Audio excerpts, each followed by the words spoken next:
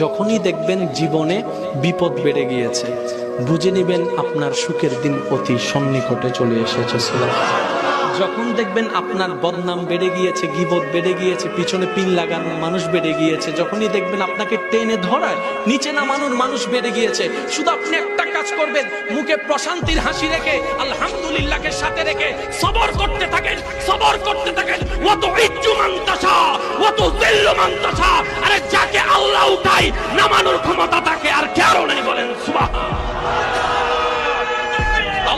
যখনই দেখবেন জীবনে বিপদ বেড়ে গিয়েছে, বুঝে নেবেন আপনার সুখের দিন অতি সন্নিকটে চলে এসেছে।